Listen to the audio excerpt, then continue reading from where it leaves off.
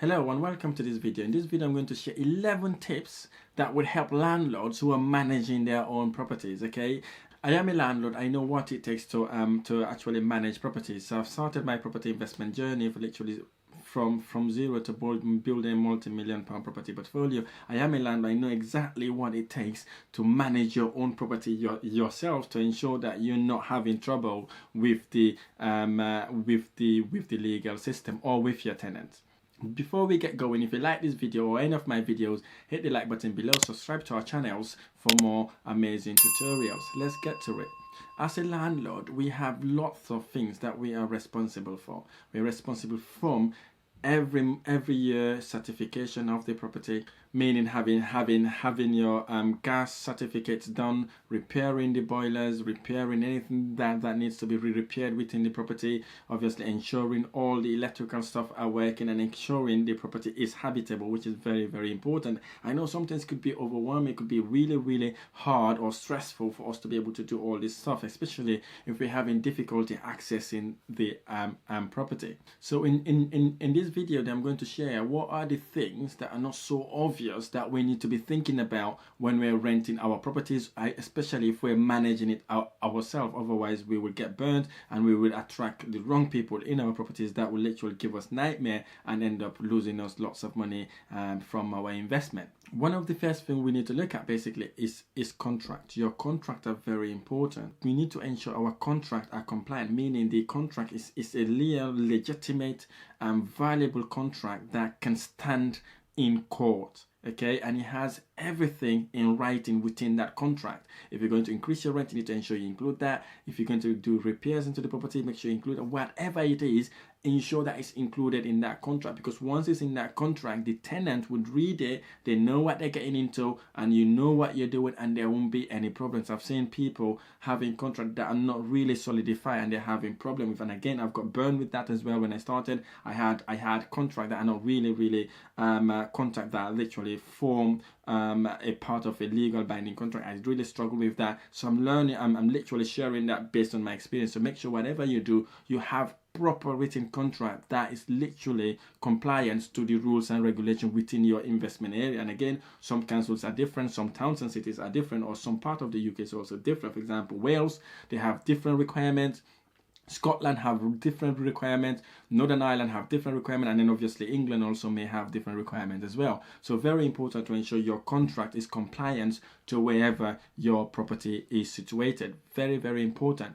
The second thing you need to be aware of, especially if you put your property in on the market, is to be aware of prospective tenants that wants to pay you 6 months rent in advance, or want to make a lump sum payment when they move in. Again, these sort of people, what I found out based on my experience, have been a landlord and being an agent, most of them want to avoid you doing credit check on them. The reason why they want to avoid credit check is because they may have CCJ, or they may have bad credit records, or maybe they just don't have proper good credit. So basically they just want to avoid that, so you don't go and search for that. The second reason why they want to pay lump sum is basically because they do not want you to do a landlord check.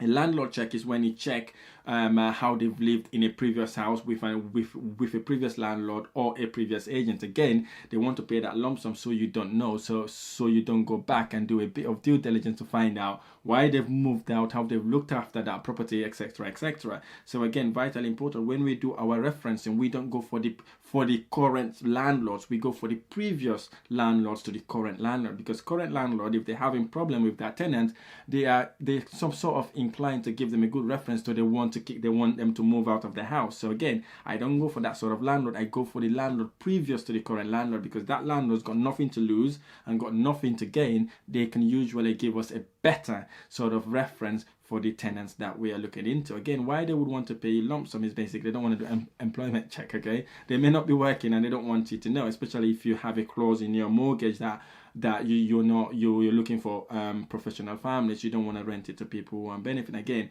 they tend to pay lump sum for you not to check that, because once they've paid that lump sum, say 6 months or 12 months, you're inclined to say, okay, you know what, they've paid all that money, I don't need to do reference check on them. So again, be actually wary of that. Or they will pay lump sum because they've only got that money at that specific time, right? They've got that money to actually, maybe a family friend gifted them, or a family gifted them, or they inherit that money somehow. So what happens basically, once that money runs out, they haven't got any money to pay you, and then that then becomes a problem. That has happened to me. Again, I'm giving you a real life example here, where someone approached my business, wanted to pay 6 month rent. Once the 6 months completed, they didn't have enough money to actually keep up with the monthly rent, and we really struggle to actually collect our rent, and it becomes a nightmare, and then we start having problems. Again, anyone who's paying you lump sum, even if they're paying you 12 months or 16 months, 18 months, whatever periods they're paying you for, do your due diligence on them, do your referencing on them, right? Do whatever it takes to ensure that you are protected, your investment is protected, because once you've got that tenant in, especially if you're in Wales, you cannot kick them out until the tenancy expires, or you'd have to give them 6 month notice before they vacate your house. So ensure that you're getting the right person for your property, and I always advise you to actually have a guarantor to back their rental situation should they fail to pay your rent. Again, guarantor could literally help you, and it stands as a deterrent for the tenant not to pay you your rent. Again, very important for you to ask them if they have a guarantor to provide a guarantor, and then you reference that guarantor to ensure that they are suitable candidates to be a guarantor for that tenant.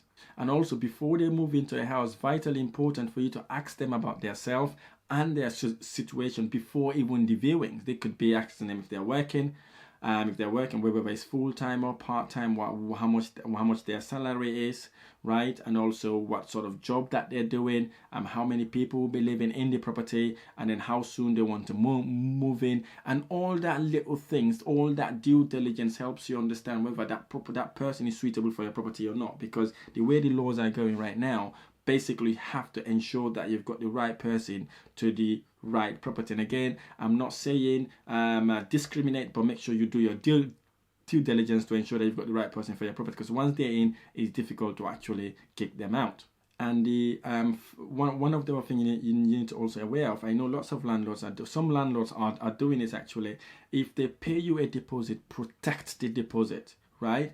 Don't take the deposit as an income. Never ever use their deposit as an income, because what happened, that would come back at you, right? You need to, once they've paid your deposit, protect it, right? Whether they're family or friend, it doesn't matter. No matter what relationship you have with these people, make sure you protect the deposit legally, and ensure it's protected, and they've got their certificate also to confirm that they have their deposit protected. Because if you haven't protected it, they can come back and claim up to 6 months worth of rent for just not protecting their deposit. So no matter what, don't use that deposit as an income. Take it out, pay it in the account. Once they paid it in account, pay it to the deposit protection scheme straight away, to ensure that your investment and the rent they've been paying in the future is also protected, so that they will not come back and reclaim some of that rent. As a landlord, I know sometimes we get overwhelmed. There's so many stuff happening. There's so many things. You've got lots of properties, but I'm advising you to actually document every conversation you have with your tenant. Right? Document it. If they contacted you today, have a spreadsheet, have a management system that will document the conversation, what you've talked about, what the conversation was all about, so that then you have that as a backup should anything goes wrong. I'm not saying you're trying to be a very sort of detective here, but you just want to protect you and your investment, because obviously it will come back to you. An example I will show you right now is basically, we had a tenant that we used to discuss with. He becomes a friend in the business, and then obviously we were having normal sort of good relationship, and then when things goes wrong, and then we then struggle to actually get all this information that he's been telling us, and again that end up costing us a bit of money, and obviously also it also made us aware about what we need to do in those sort of situations. So again, whatever conversation you have with your tenant, right, whether they're family, friends or not, if it's a tenancy sort of conversation, document it. If you happen to ask them to sign, ask them to sign it, so that you have an evidence, or to reply back to confirm they had that conversation, so they are protected and you are protected as well. And also as a landlord, log all the repairs you've done at the property. Okay, log it, because if you don't log those repairs, it will come back to hurt you. If the tenants claim that you haven't done repairs and you've never been to the property, you haven't fixed anything in the property, if you've logged that, you've got evidence of receipts and all these visits, that can be shown as an evidence that you've been looking after the properties and you're doing your hardest to ensure the property has been looked after nicely. If you haven't logged this, again, it would not be good for you. So if you haven't been doing this, or if you haven't even thinking about doing it, it's about time to actually start thinking about it. Start to log things up to ensure that any repairs that have been done, you keep the receipts, as well as the date the visit has happened, what had been fixed, and how much it cost you on an Excel spreadsheet. So if anything goes wrong, if there's ever any dispute or literal conflict between you and your tenant, you would have that as an evidence to show that, listen, I'm the landlord, I've been doing my best to actually do this. And also it helps you if they rejected a repairs, because you can log that in as well. On this date we tried to do this at this property, the tenant did not let us in. Again, that would help you, back you up should anything goes wrong. Keep it professional, no matter how friendly or charming your tenants are. Okay, keep it very professional, no matter how friendly they are. Ensure that you keep that professional relationship with them. Again, when I started my property investment journey, I learned it the hard way. Most of my tenants were the same age as me. We're going out together, doing so many stuff together. What that means was basically some of the tenants, because we've been so friendly with them, they end up not paying us the rent on time, because Raheem is my friend, so obviously he can let me for about 3 or 4 weeks, and again it becomes a problem. So, and again, I would advise you, don't socialize with your tenant, don't connect with them on social media, and don't be friend with them. Okay, because if they be friend with them, they will do exactly what they did to me when I started. We became friends, they then failed to pay rent, and then because we're friendly with them, and then they end up not paying rent, and then it becomes so much difficult to actually get that money back. Maintain the professional relationship, see them as your tenant and you are the landlord. I'm not saying for you to come back and be a zombie at them, but just maintain that relationship to ensure that professionalism is going throughout the tenancy agreement. I'm talking even if they're family and friends, you need to maintain that relationship. Okay. Number 10, don't let your tenant do any repairs at your property for rent discount. Okay, don't allow that. Don't allow them to do repairs for rent discount. Again, what would happen in the future if this happens is basically they may not do the repairs properly, they're not qualified to do it, and they may get someone who doesn't know about property just come and fix it, and then it causes lots of issues in the future. And then obviously then that will then cause you problem with your tenant. If anything goes wrong, ask them to inform you, not to do anything about it. You will send someone there to go and fix it, because what happens is if they start repairing stuff, if things goes wrong, it will become a norm. They will fix it and then deduct it, keep deducting stuff from your rent, and then obviously that then end up being a trouble. This has happened to me in one of my properties in Newcastle, where the tenant, he says, a builder himself, he goes to me, oh Raheem, I've got this issue in the garden, can I fix it? I am a builder. I said, okay, you are a builder, fix it. He fixed it, and then he deducted a ridiculous amount from the rent. I wasn't happy with it. I went and inspected the work. He actually hasn't done the work. He deducted it from the rent without even doing the works. Again, I've learned that the hard way. I don't want the same thing to happen with you. Even if it's a builder or a construction manager, right? Get your own people to go and fix whatever issues there are, because that way you know it's been fixed. Secondly, you've paid for it. Thirdly, you know it's been done by a professional. So again, I hope you will take action to actually get this done in all your investment properties. Whether they are miles away from you, can easily recruit a handyman or a builder to go and fix whatever issues that are wrong with these properties. Number 11, text messages are not seen as illegal evidence in court. So I advise you, communicating with your tenant via text is good. If it's a short message about viewings, or say about repairs, that's fine. But anything to do with rent increase, don't put it in a text message, don't put it in a WhatsApp message, don't even email it. Okay, send a letter.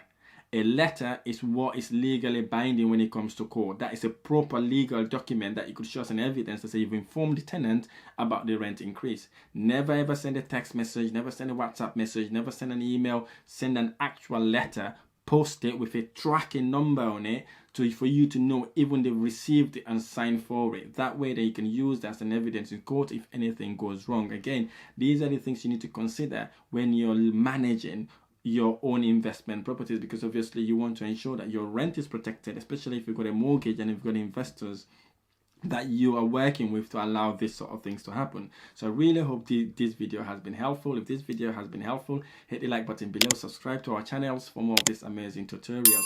Thank you so much for listening. I look forward to sharing the next video.